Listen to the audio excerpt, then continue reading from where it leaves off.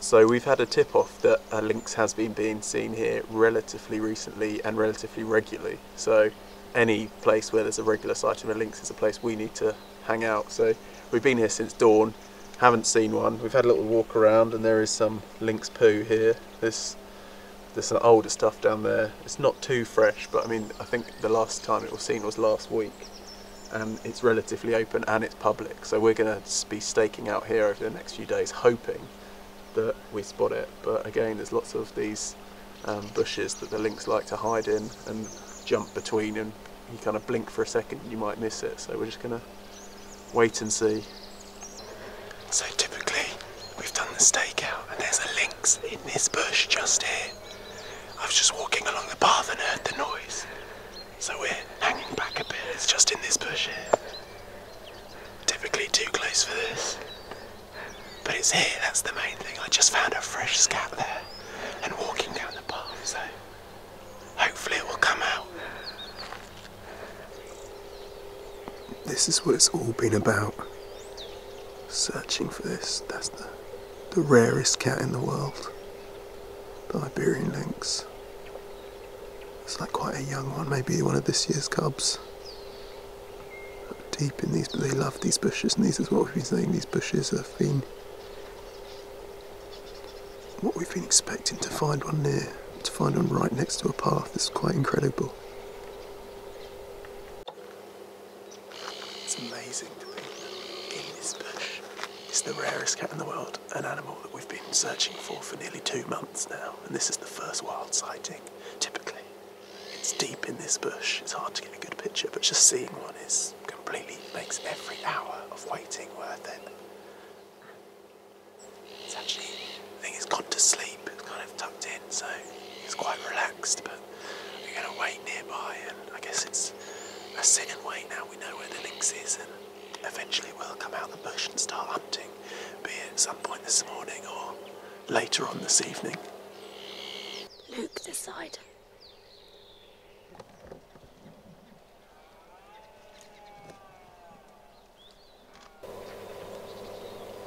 So it's pretty incredible. Like I said, it was a young lynx and it was cooling, so we hung back a bit, and adult female lynx appeared and took the cub. As you saw, ran from one bush. So at the minute they're about 50 metres away from me, and it seems this area, I had a little look on the ground, there's some red partridge feathers that look like something's eaten it, and the magpies you can hear calling in the background, they've probably spotted the lynx. But now they probably have just curled up in that bush, and that's it now, probably till later in the day. But there's water down there, there's food, so we've seen a lynx. From there our sighting only improved, with the lynx moving from bush to bush, and we followed them until they crossed under a fence into a private area where we couldn't see them any longer. Knowing at least where the lynx had headed, we thought we'd try our luck in the evening and head back, and our perseverance paid off. So we've actually got an Iberian lynx just up on the rocks behind me here. I watched it come along the top and then down, and it's just sat waiting till darkness when it probably start hunting, just cleaning itself and having a little sleep. I've got quite a lot of pictures, so I've actually stopped taking photos now. As you can see, the light's pretty much gone. The sun's dropped behind the hill, but at last, Iberian lynx. Makes it all worth it.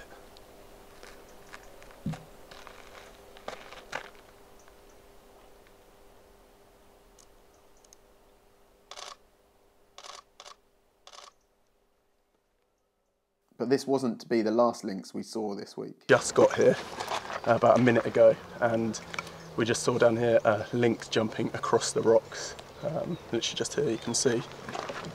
So we can kind of work out where it's going. So hopefully we're just going to walk around and see if we can get it coming up towards us. So, right, we've got the lynx. It's just crossed back across the river, so we're going to try and go round. So unfortunately, I mean, the bonus of having 2 people is you can split up. So while Katie, who's filming all this, was on the bridge, and obviously I was sat where you saw me, the lynx came back out where we'd seen it before, tricking me, but Katie got great views of it crossing across the river. and then by the time it got to the bridge, unfortunately, it had crossed across the car park and was coming up this hillside. The last I saw of it, it went into this bush, and as I kind of crested the hill, it popped out. And then if you want to look up there, this is now what we're up against, and to be honest, the ultimate game of hide and seek, and I'm going to lose it, I know that, and I'm not going to go around chasing through there looking for it. It's probably tucked up in one of these bushes now. Kind of hoping the sun breaks through, because if that sun breaks through, it might change, it might come sit out, but I've had a little walk around and it's just dense bush and really steep. You're going to get fleeting glimpses of it, and yeah. Back to the Lynx drawing board.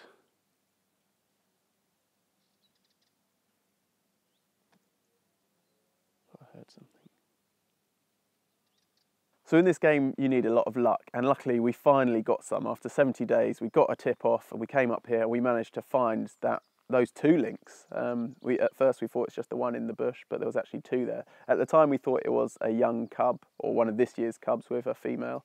But looking back on the photos and speaking with a local expert, it seems that probably the smaller one was a young female who's come onto heat and then attracted a male in to the area. But last time we saw them, they were heading that way, and unfortunately we haven't seen them since. But we kept returning and nothing. But then on Monday morning, we got that male lynx here, but unfortunately no photos. He jumped across the river and he was gone.